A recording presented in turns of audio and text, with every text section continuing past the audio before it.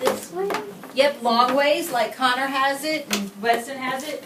And what I'd like you to do is draw the same type of terrain to show the rising action that we did for chapter 4. Okay? And what we'll do is we'll just put little bullets as we find events that create that rising action, that make us sit a little bit more on the edge of our seats. So we're going to plot the rising action today from chapter 4, or chapter 6. We've already done it with chapter 4, and we talked a little about it with chapter 5.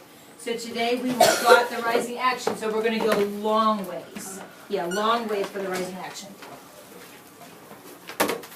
And the reason we're going long ways is this chapter has a lot of action. When you think about rising action, it becomes more and more intense. And then what happens at the very top? What do we have? It's the resolution. The resolution, right? Where it's resolved, the conflict is resolved. Is it always a happy resolution? No. Not necessarily. It doesn't have to be a happy resolution. With your plotting the events, there's no way, Addison, we could know what the events are yet. So don't put those dots until we get to the action. Until we get to the things that make you feel the intenseness or the events that are creating tension. Okay? That's what we're going to plot our dots. God bless you. Is everyone ready to go? Yeah. Okie dokie. What chapter? 6. Chapter 6. Page? 74. 74. Okay, the biggest problem was getting to see Mr. Herring. If Father saw me talking to him, he'd be suspicious. And if he found out that it was me who started the conversation, he'd know right away that what it was all about. But luckily, 2 days later, Mr. Herring came into the tavern to buy a small keg of rum. My father wasn't around, and Mother said, "Tim will bring it right over, Mr. Herring." Hey, what do you think? Already, are you starting to be like, Yeah. okay, so put your little dot in there. A dot? Your little, plot your little Bullet. bullet. There you go. My bookmark. You don't have to write anything. I appreciate that you want to do that, but we're going to hold off writing right now. We're just plotting when something exciting happens. And now we're at the bottom, so very good. You got it. Okay. So I slung the keg of rum over my shoulder and followed Mr. Heron up the road to his house, which was only a couple of 100 yards away from the tavern. Everyone act that out, slugging that rum over your shoulder. Is it going to be like a bag? Like you're going to look like Santa? No, you got a big, like a barrel, and you kind of like, and you set it on your shoulder. And then you're trudging along, right? Okay. We went around to the back, and I carried the keg into the kitchen, and I set it up on the rack. He reached into his pocket and handed me a penny. "Thank you, sir. Have you thought any more about studying surveying with me someday?" "Well, I haven't, sir. But I was thinking, though, that I might like to earn some money at that job you mentioned before." "Aha! Your father changed his mind, did he?" "Yes, sir. He said it would be all right so long as he didn't know anything about it. If I just went and didn't tell him anything, he said he wouldn't object." Mr. Heron put his hand on my arm and gave me a little squeeze. "That's a lie, isn't it, Timothy?" I got hot and blushed. "I guess so, sir." He let go of my arm. "Your father doesn't change his mind very often or very easily." I felt stupid. I looked down on the ground. "Yes, sir. I'd still like to go, though. Aren't we supposed to be loyal to the king?" He stroked his chin. "Well, not everybody thinks so. Now, did you have any action on that page that got you kind of like worried? Yeah. Okay, there you go. He stroked his chin. "Not everybody thinks so." Bottom page 75. "Well, I do, though." I didn't have any opinion either way. But I thought it would help if he believed that I was a strong loyalist. He smiled a kind of funny smile. "You've got your brother's spirit, haven't you?" Being compared with Sam made me feel good. "Well, I'm as brave as he is." "I believe it. Suppose I did let you run some errand for me. What would you tell your father?" "I'd tell him I was shad fishing." "And come home with no fish?" "I'd tell him they weren't running or something. You can't always expect to catch something. He rubbed his forehead, thinking, all right, if you come up early in the morning, I'll have something for you to earn, a shilling or so. What do you think? So he's agreed, right? Yeah. Does that make you wonder? Yes. What's he gonna do with the money? Give it to his father? Then he'll expect something. That would definitely be suspicious. He's lying. Are you wondering? You're right, Lucas. So that night I asked Father if I could go fishing again, and he said yes. I felt sort of bad about it. It was lying, and lying was a sin, and so was going against your father. And even if it hadn't been a sin, I would have felt badly about it because Father trusted me, and I was being dishonorable, but I wanted some glory too. Too much to be honorable.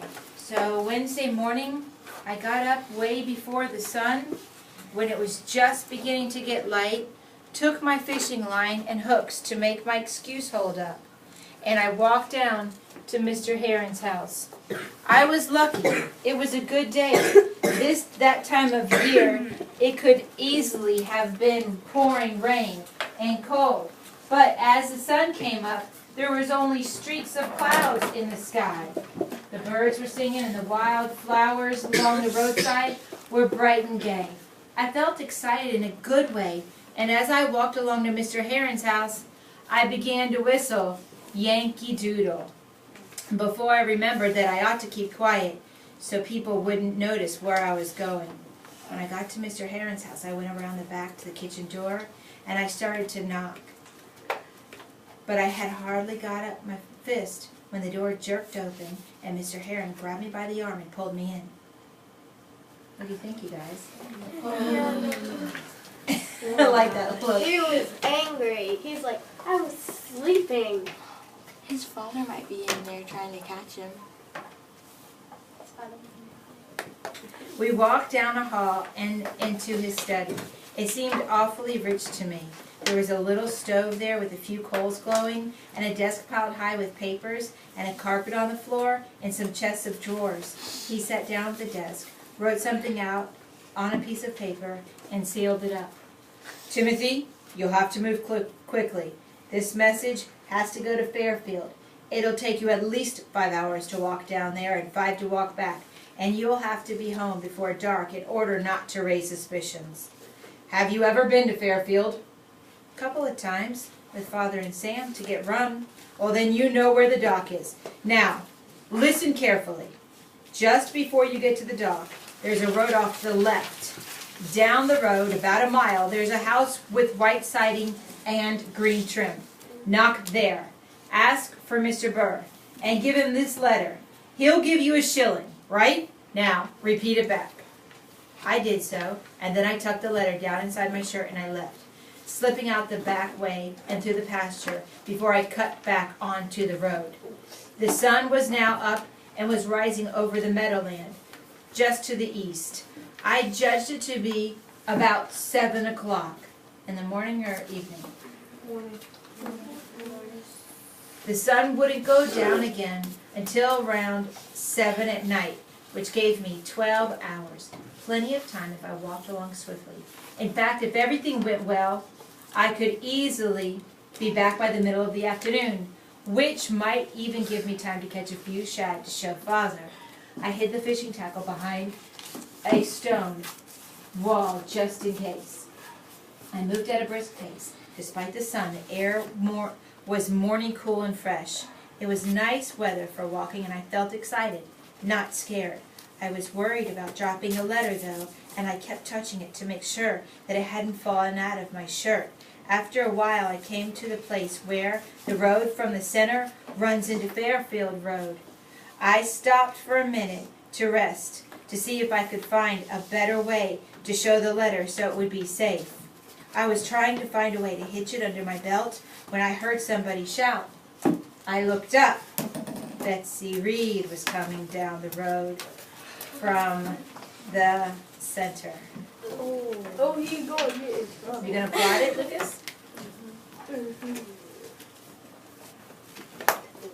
Show me on your fingers how many events do you have so far? 2. 3. Yeah, I'm seeing between 4 and 5. So, just to give you an idea of that anticipation that's building. Hello, Tim. Hello. She came up to me. Well, what are you doing here? What's that? Hastily, I shoved the letter back in my shirt. Nothing.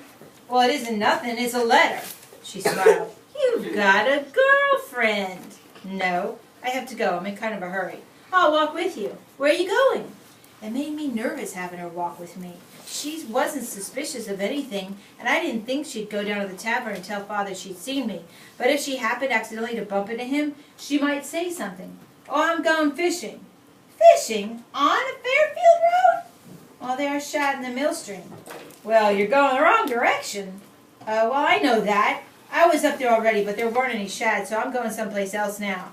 I was blushing from telling so many lies. Lying is a sin. Well, don't you want to know where I'm going? Sure. I'm going down to Horse Neck.